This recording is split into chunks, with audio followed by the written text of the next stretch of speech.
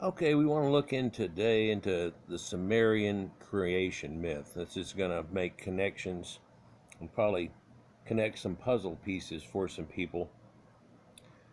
Interestingly, if you watch that video, which is Tool Schism, and where he's putting the pieces back together and things, it's reminiscent of somebody who's scatterbrained but trying to put it all together, but in the same idea. If you listen to the actual starting, that's not on the radio, but on the album and stuff, it starts off with a wailing that seems like maybe elephants or perhaps woolly mammoths, perhaps dying off too, and then you see a strange symbol of a clock starting, and then begins the song, and then they start telling you that I know how the pieces fit, for I watch them crumble away, fall away. And that communication has something to do with this also. It's very important in it. And quite often, whenever I listen to music, as I tell you in some of the other videos, it was very telling and sometimes leading and things like that. And a song like this is just in your face with an idea, or you could, think of many things while a song's going on that go with things that are going on. But if you're thinking of things along the ancient method and the lost ways and things like that, some of it becomes extremely telling. Hope I don't get flagged for that. But I'd almost like to do a whole video where I critique it and talk about things that could be this or it could be that, for the thoughts that run through my mind sometimes whenever I hear this song.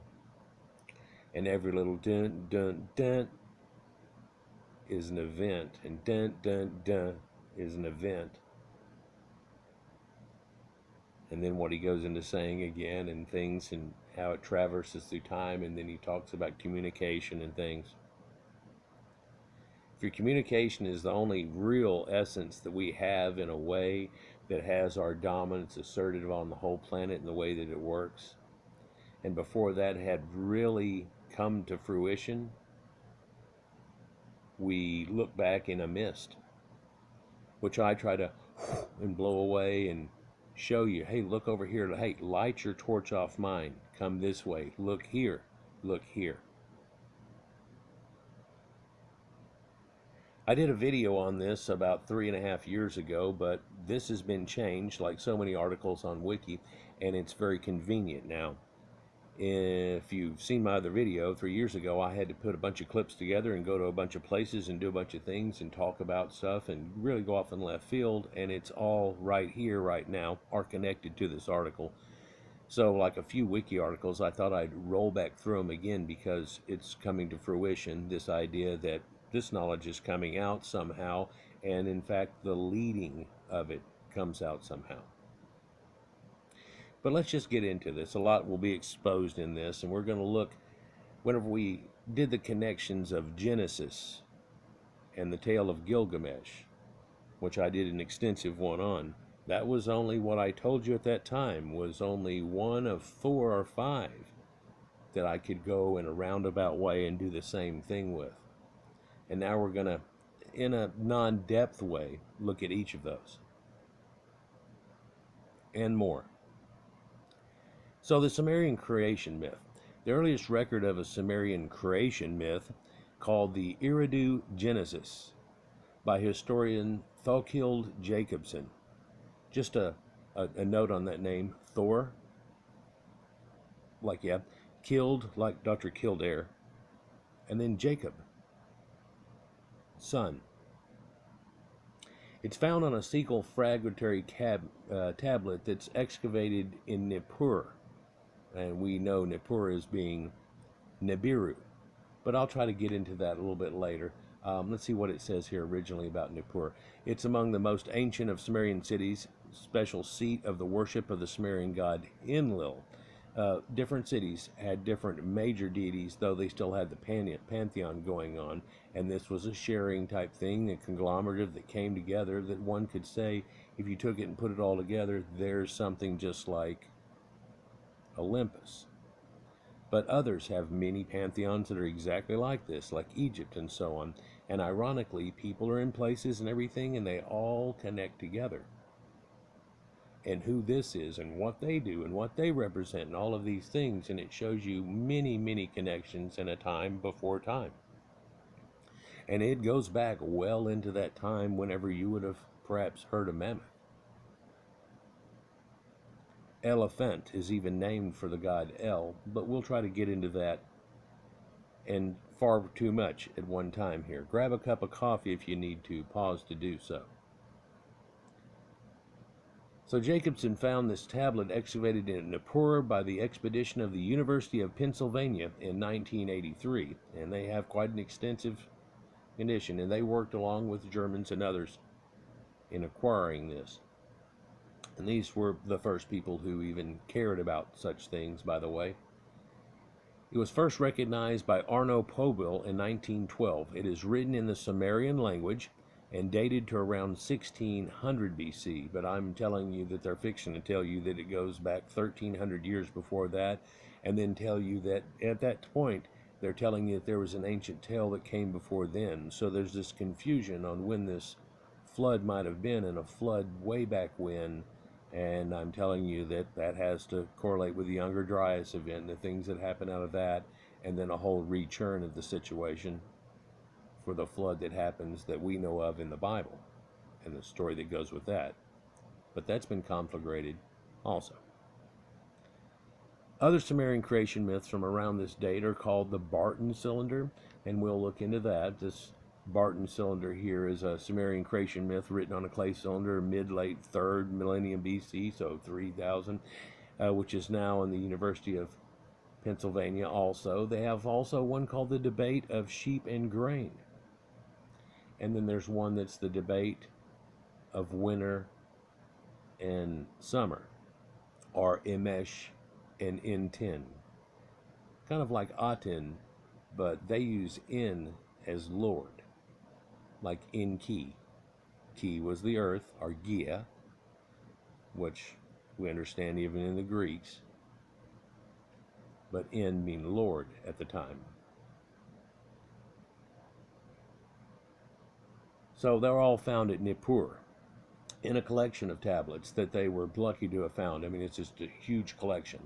People still haven't gone through all of them because cursory readings over them come apart as being a lot of them are just records of certain numbers and things. Well, somebody has gone back through a few of those and found that this one's weird. What's it got into it? Well, it's actually them knowing trigonometry. What? Yeah, we can't really put that out in the public, but you look it up, just Sumerian trigonometry. I've got a video on it, but there are professional guys that did this that are got videos out on it too, and how much it blows people away, but based on 6s and 10s. And so now we're working off that symmetric sacred geometry that we've been talking about from before. So when we look at things like this, you're working off just tablets and fragments and things like that.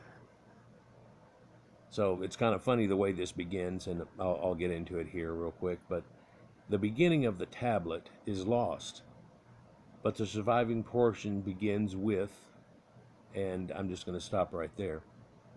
For if you've ever studied Sumerian, it almost gets to be a joke very quickly that there are pieces missing out of many tablets, and it almost seems prophetic to where they say, here's the thing that you've been looking for, it is lacuna. What's lacuna? It's missing, and so missing 4 lines, yep.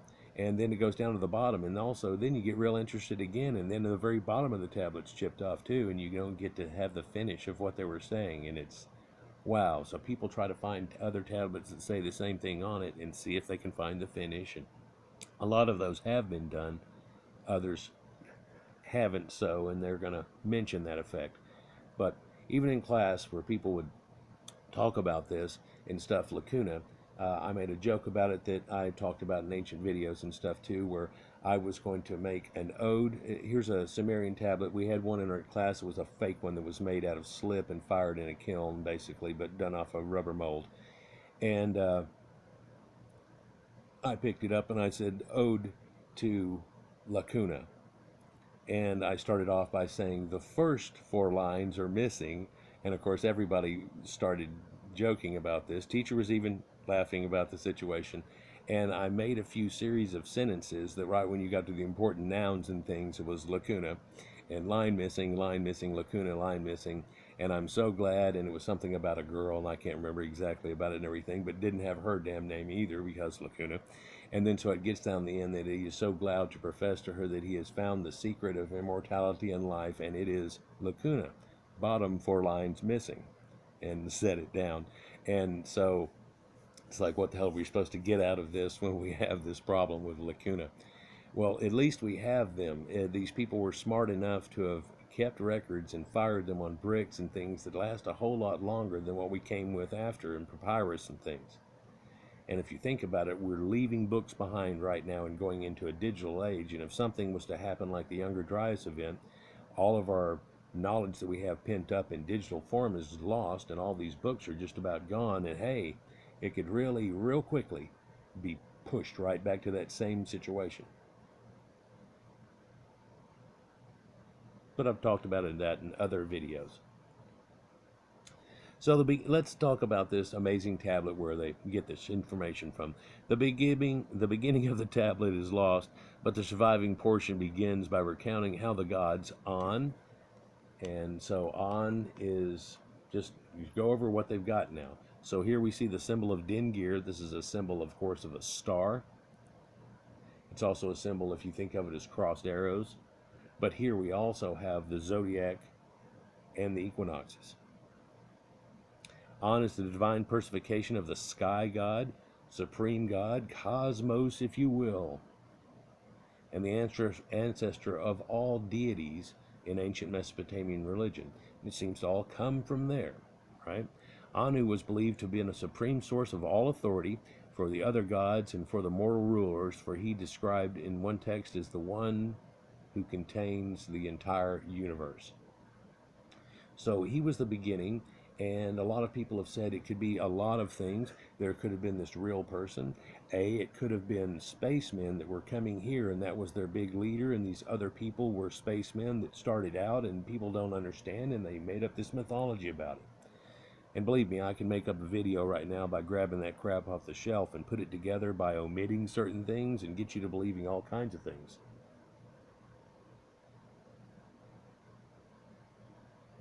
But he's supposed to have been like a figurehead in a way too. He's supposed to have been better than thou. Oh, well, here's this great ruler On was better than thou. What? He always made the correct decisions. He spent time with it and everything else. Even though he's not depicted so much in the tablets, he only visited the area twice, supposedly, in all of these things and their stories. It's when heaven came to earth, too.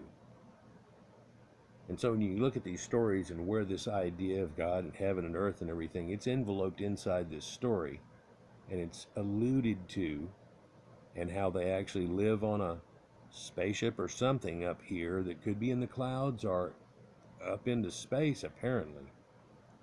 And even this flood we're about to talk about in the tablets, not in the Sitchin thing, in the real tablets, it talks about them leaving Earth and going up and watching over it from their abode in the heavens. This is a place with lapis lazuli and silver and pearly gates and stuff. Sounds real familiar. And they look down upon it and they see the destruction of Earth. And we'll get into it there. But that's just On. Let me go to Enlil. For Enlil is something that comes somewhat later. Now, he's supposed to have been contemporary type brother thing with these two brothers of Enki. And a lot of the way the stories work out. But Enlil is also known later as El-Il. And Ilu, and to illuminate, had to work with gods and astrologers and things. And so when you see this Ilu, that's what it has to do with. And Illyrians. And that's what that connotation to. But what we're also missing there is he was renamed El-Il. And El is the god that controls everything. Well, if we look in the pantheon and everything, El was supposed to be the supreme god and do all that. Well, again, you look at that, and he had a parent before him, for there was On. And so when we look at the Greeks and how they have this Uranus, or Ur, An of Ur, put a us on the end to deify it, that's coming across as being that same type of situation, and where this was and how long ago it goes. Well, we've got a video about Kamyana Mohila and ancient scratch writing that people have deciphered because it's pretty easy on that one. And it talks about An or Utu and the sun gods and things of the ancient Sumerians before the Akkadian form. And a lot of this we're going to talk about has Akkadian form with it. But he's first attested as the chief deity of the Sumerian pantheon. He comes on strong, much like Marduk and things do later. But again, he's the storm god, so this is that taking over of the storm gods that we've talked about so many times. And he's later worshipped by the Akkadians, Babylonians, Assyrians, Hurrians, and Enlil's primary center of worship, though, at that time was up north in that area, more north of Enki, whose Enki city was Eridu. Now, interestingly, in the books, or tablets, if you will, it tells you that the first city was in Eridu, and they tell you when the kingship lowered to earth that it was in Eridu, and so there's this ancient time. Well, Enki is known as the Sumerian god of water, knowledge, which is Gestu, mischief, and crafts, which is Gesham, and creation, or Nudimud. And what's funny about Nudimud is that works off of these people that worshipped El way over here in the Phoenicians, doesn't it? And we've talked about it a few times and things. So at one of the Anunnaki gods, which is important, this is that super pantheon. Even though the Greeks, they had all these gods doing all these things, they had the major group that was doing it. This is much like, we have the Senate and everything, and there's one guy controlling it a little bit more, but it's all in one. They just elected one to be more of a controller. Well, when shit goes all wrong, is it his fault? Well, yes and no. I mean, they all agreed upon things, and so, it's a conglomeration. It's a council. Yeah, and that great council is also found in your Bible, where it's described as the Elohim, and that is a great council of gods, and let's make man in our image, and it's plural, but a lot of people know about all of that. But Enki itself does not mean god of water, or knowledge, or mischief and crafts, but he is working his mischief. He's shown as being the god of mischief, especially whenever they are going to have this flood, and he's the guy that goes over and starts talking to a wall, telling a wall how big to build a boat and so on. So he can have a god of mischief, but then when you see Enki, it means Lord of the world, and I'm telling you, before it got twisted into its modern Enlil form, and the storm god took over, this was Lord of the earth, Lord of the waters, and things that made everything happen and did everything. And no, it's not like Mercury or Hermes, for that's Ningishita. And he's also got a trickster god thing going on too, and a two-faced god that no one can sneak up on, and all these type of situations that work with it, kind of showing you that ideal. But there's a lot more, and wise wolves and things like that go into this, but I feel like I haven't gotten a paragraph into it, and I'm going so far in left field, but explaining more. Let's continue. And so there's a woman also in this group as Ninhur Saga. And you look at this picture here, and you're saying, oh, well, the first one, where's my pointer at? So you see the first one here, and that's actually a woman. And these are men. And then this one, of course, is the back of her, and this is the same one as that. This is a cylinder, and it rolls around. And I've talked recently about how these cylinder seals are how they core drilled out and popped out these hole saws, and done these things, and then they carve into that reverse bas relief, so when they roll it on the ground, it makes a bas relief. And the amount of technology into doing something like this just popcorns out of nowhere. But if we'll look at these earliest tablets, their little headdresses are conspicuous. They don't have the wrapped around horns of the later that looks like it's a bowling pin on their head, much like the white crown of Egypt, ding ding. But they're just stuck out there. And here's that grand imperial poobah of the Fred Flintstones and wearing their helmets, but it looks much more like a Viking type helmet or something that people would know about. There's a good connection. We also see that that's the female that's there. Well, that's not Ninhursag. This is Ninhursag, Lady of the Great Mountain, known as Damgolana or Ninma. She's the ancient Sumerian mother goddess of the mountains and one of the 7 great deities of Sumer. She's principally a fertility goddess. Temple hymns identify her as true and great Lady of Heaven, the Queen of Heaven. Later he gets twisted into Inanna and Diana and these things, but then again it's a double conflagration, for there's a goddess of war, and this type of idea is not really of war. It's a goddess of grain and plenty and so on. And you think, well, they gotta have different ones all into it. It gets pretty complex, so they just put them together. So did everybody else. Isn't that amazing how it works out that way? And then a storm god comes along. But this is her imparting grain and things, and this is believed to have been Inanna right here. And in her passing, if you will, this took over in a time of need, much after the lament of Inanna, which signified the flood. Now, Enki also connects to Neptune and things because he's the god of the waters and the underworld and all of that. And you see him in the waters, in his abyss and humble abode, as he ends up releasing the Kraken and doing his things like that. And so that, for a long time, and so many scholars have realized that's the same connotation right there. And how does that work out? And those Phoenicians and those things. So, it's funny, but it starts out with that missing connection, and it begins by recounting how the gods created the Sumerians. Yep, it talks about them creating them. And comfortable conditions for the animals to live and procreate. Kingship then descended from heaven, and the first cities founded are Eridu. Now, we're skipping over right there and just blurring that, but it's very important when we talk about, there's a few different myths about how gods are created and people are created and so on through these pantheons. And they literally tell you that they made these people out of clay. One of the stories, they take the god Kingu, which ends up being the moon, by the way, and they killed him and used his DNA to make people. And so here we have,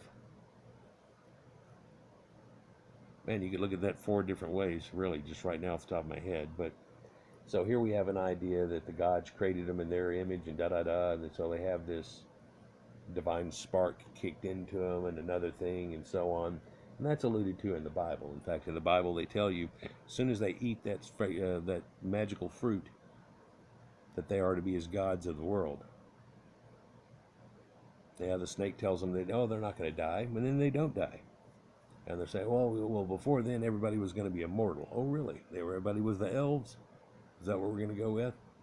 They were the elves, and then somebody ate a certain fruit, and now you don't live so long. Is that what that went with? Well, amazingly, it worked out. They did become gods of this earth, and just like Adam, name everything, and it's amazing. They've been up into space now, and in fact, that little space station up there now would be very much like Inanna and them looking back down onto Earth. And so, have we become the Anunnaki effectively? And if everything went to shit, would we remember some of ourselves that did the great things and put it all back together in the same way? Or something similar? Or a new variation on a theme? Hopefully this time, if we did it, we would make it more important that whenever we do get into space, that we stop all the rocks from hitting Earth and ruining everything. If we even have the chance after it happens. So the first cities are found, and they tell you this on the tablets of the King's List. And the first one is Eridu. It's an archaeological place here that really nobody cared about in rock itself and stuff till other people were all in the middle of it. And what you're seeing here is just the remnants of a great ziggurat and some lumps all around. And people said, oh, there was just this temple here and everything. Well, there's bumps on the land as far as you can see. And what's strange is they tell you that it's a site in southern Mesopotamia, sorry. Eridu was long considered the earliest city in southern Mesopotamia, located 12 kilometers southwest of Eridu was the southernmost of a conglomeration of Sumerian cities that grew around temples, almost in sight of one another. And so basically, in the far distance, there would be another city. And in between those cities, along the river, where it was applicable, and so, there would be littler villages in between it. You could think of this as going down a highway rather than a river. And in doing so, you would say, on their way from Dallas to Fort Worth, there used to be a little town called Arlington. Well, it grew all up. Well, that's a bad connotation. In between Dallas and Waco, which is the next big city, but nowhere big as Dallas. So here we have Eridu and whatever. But in between, there are a bunch of little towns right off of there. But there's also little podunk towns that are off of here and there that only have a few thousand people, versus a conglomerate of 10 to 50,000 people in some places. So very much similar to today, but it's thought to have been one of the first ones that was there. And they have connected, so they can put a beacon out and someone can see it. They could build a little tower and people could see it from that distance. They would be pretty much in vision of each other if anything bad happened. Speaking of bad means city too. And you have Bad Tabira, where things went to, and amazingly, it's a place where couldn't go down for it. It's a place where they tell you that Bad Tabira is wall of the copper workers, or fortress of the smiths. Yeah, so it has to kind of go with that Hephaestus and things along that line of these people, but they're identified as the modern Tel Medina between Ashatra and Tel Shenek.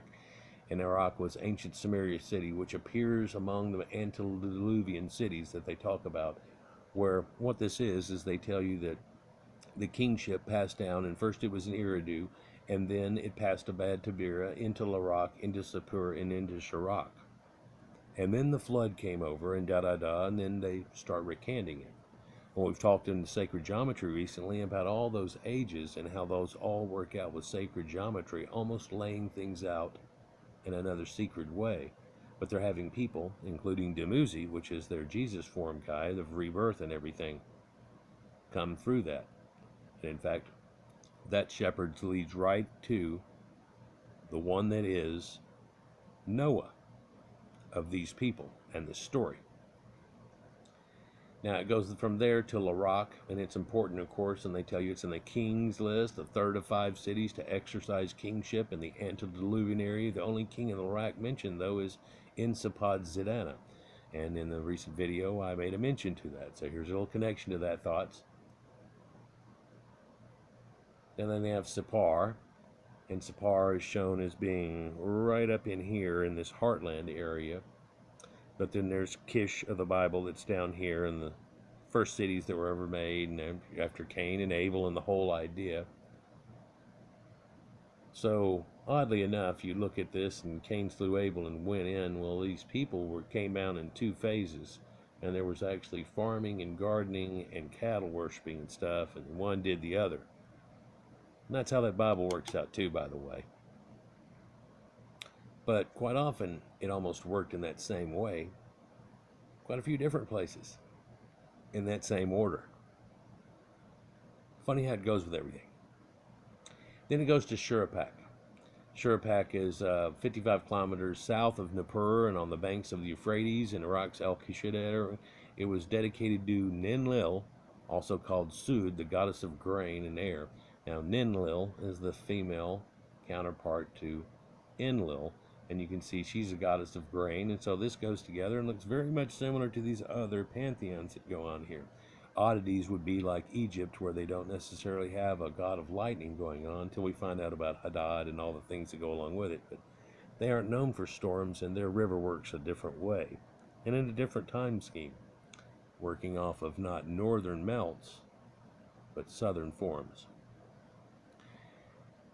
So after a missing section, haha lacuna, we learn that the gods have decided not to save mankind from an impending flood.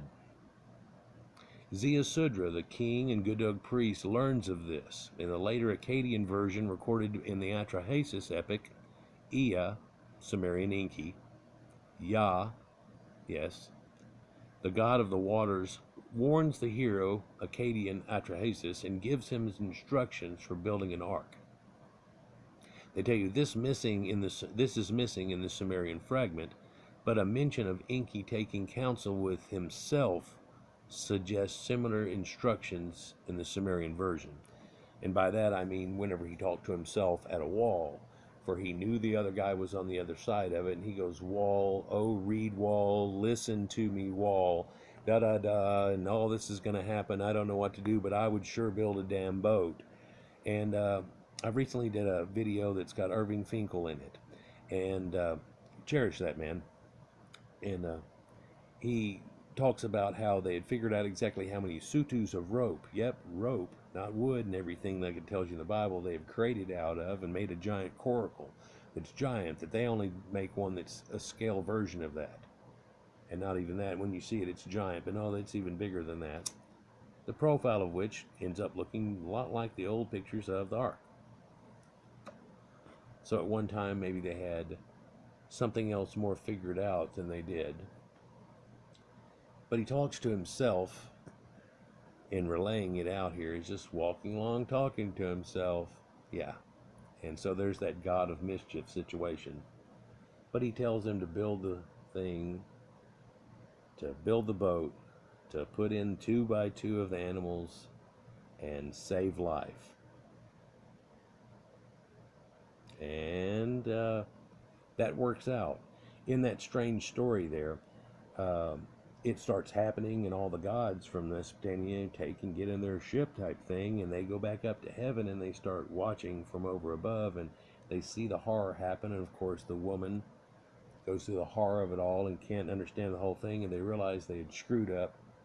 He ends up sacrificing an animal when the sun comes back out, releasing the doves and the whole 9 yards and the raven. It's like in the same story. Yeah. One could call them extremely complementary to another. In fact, if I told you the story and you told it to your kid and they told it to some friend and that friend came and told me, you could end up with something about as far off as the Bible and this story right here.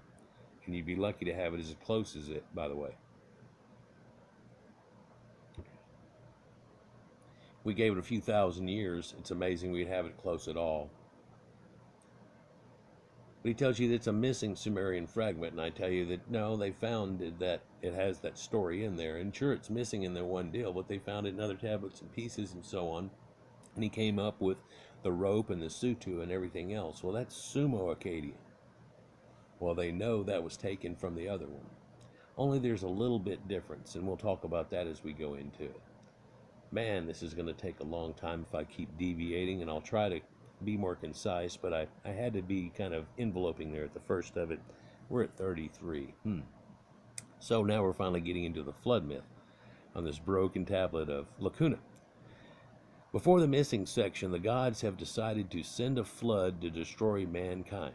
Yeah, and if you look in the stories, we just made too much noise and crap like that, and he actually tried to send a plague and do these other things, and it kept not working out because the other gods and the mischievous gods kept giving them the information it needed on what fixed the problem. And you couldn't keep them people down. This is kind of like the Babylonian Tower of Babel situation, where there's no telling what they'll do when they all get together, so he smokes them down and changes all their languages. Funny how that fits into the idea. And people have wondered, well, that doesn't make any sense. Well, if you go the linguistics back a few generations, or a few epochs of it, they make a lot more sense. The oddity here is the Sumerians don't have that same linguistics. Well, is it possible that they took over the people's linguistics that were there and deviated it? Or that they came down in a time creating the Ubaid culture and stuff, and this caused that deviation? Seems a whole lot like it. But, so, the gods have decided to flood mankind, and Enki, the god of the underworld, sea of fresh water and equivalent to Babylonian Ea, warns Ziusudra, the ruler of Shuruppak, to build a large boat. He tells them exactly how much it's going to take, and it's like many miles worth of rope and stuff. We go into it, and in the other video, it talks about how that's feasible. They figured it out, and whenever they did it all and call it up, that is exactly right. Like, this was done.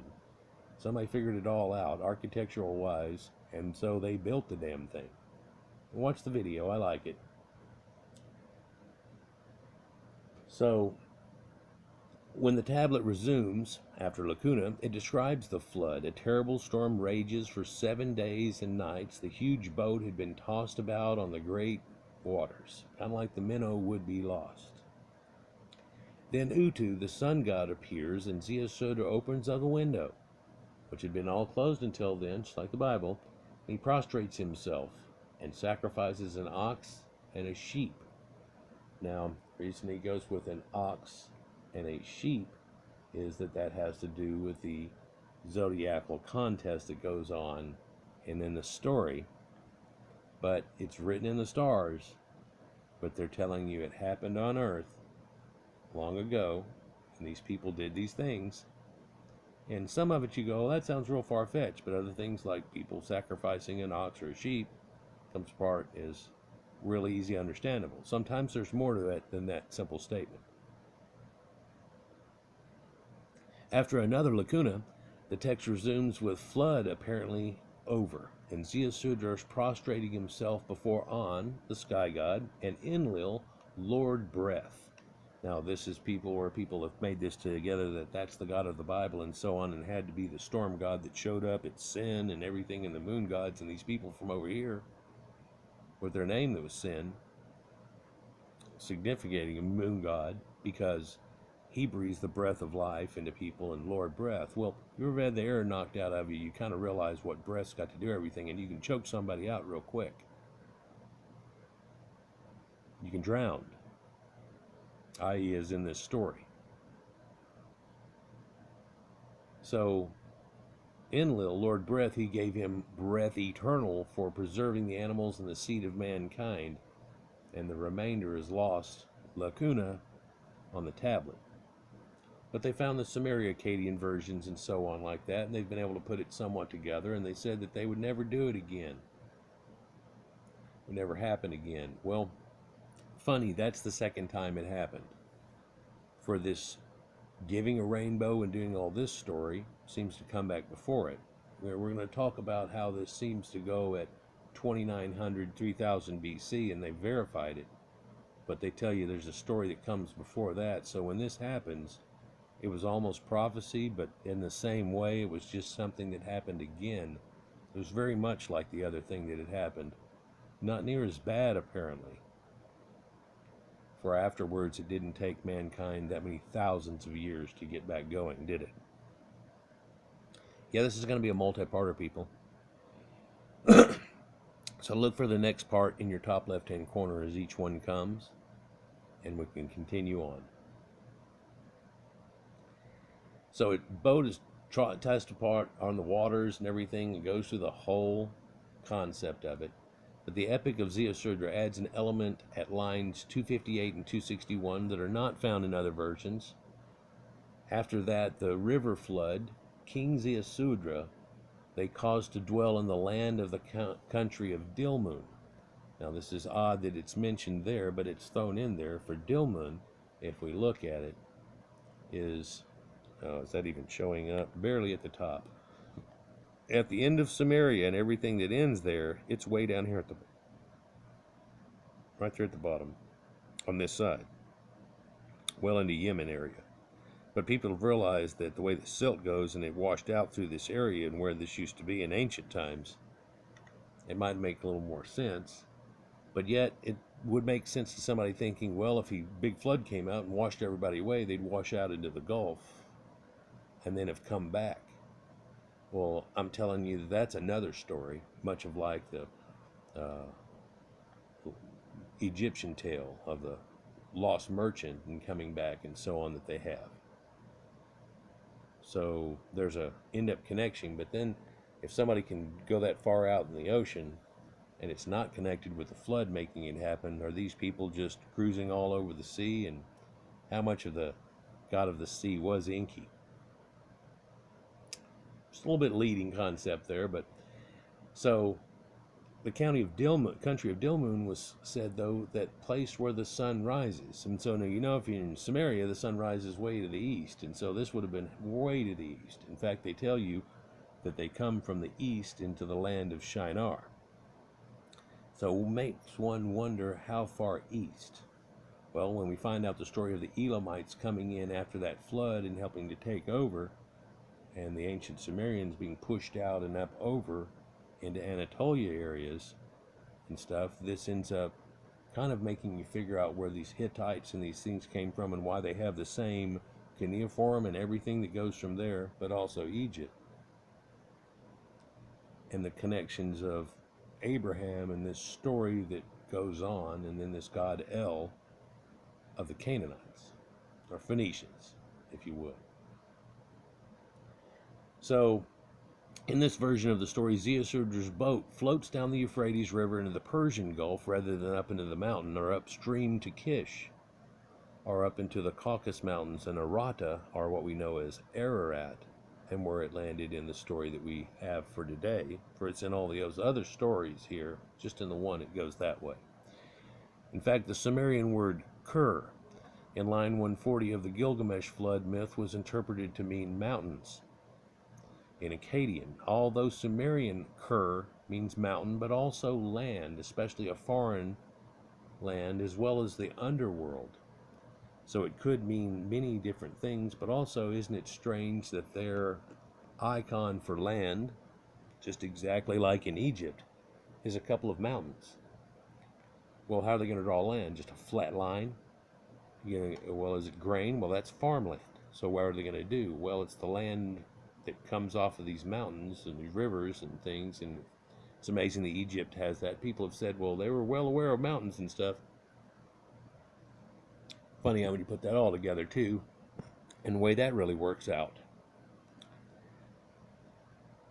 But especially foreign countries and foreign lands, yeah, there's that symbol in the Shepherd Kings and the symbols that go along with that. But some modern scholars believe that the Sumerian deluge story corresponds to a localized river flooding at Shuruppak, modern Tel Farah in Iraq, and various other cities as far north as Kish, as revealed by a layer of riverine sediments. Radiocarbon dated to 2900 to 3000 BC, roughly, which interrupt the continuity of settlement. So they have it. This is the lament of Inanna. Now, I've done a video about it separately and telling you what Inanna came down and saw. And you say in this thing, well, no, they came back down and they did this sacrifice and they did all that. Well, guess where Inanna went right after that? Was back to the major city where her temple was, poking up out of the water, and everything else was flood, all the bodies, and they were clogging the rivers and everything. And it doesn't talk about it in a way that the Bible kind of wishes right over it, like, well, we're not going to talk about what happened to all those people. Polychrome pottery from the Jeddah Nasir period from 3000 BC was discovered immediately below the Shuruppak flood stratum. None of the pre-dynastic Antediluvian rulers have actually been verified as historical by archaeological excavations, epigraphical inscriptions or otherwise, but the Sumerians purported to them to have lived in the mythical era before the Great Deluge.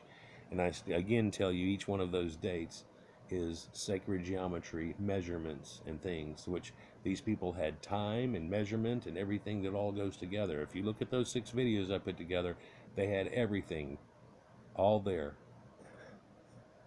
It's amazing. Sumerian document, also known as the Instructions of Shuruppak, dated Kramer to about 2600 BC, refers in a later version to Ziusudra. Kramer stated Ziusudra had become a venerable figure in literary traditions by that 3000 BC. So if it has to do with that flood, then yeah, right there at it. But then they have this tale that happened long before, and long before men cracked bread and all these things. And how the hell is that going to work out?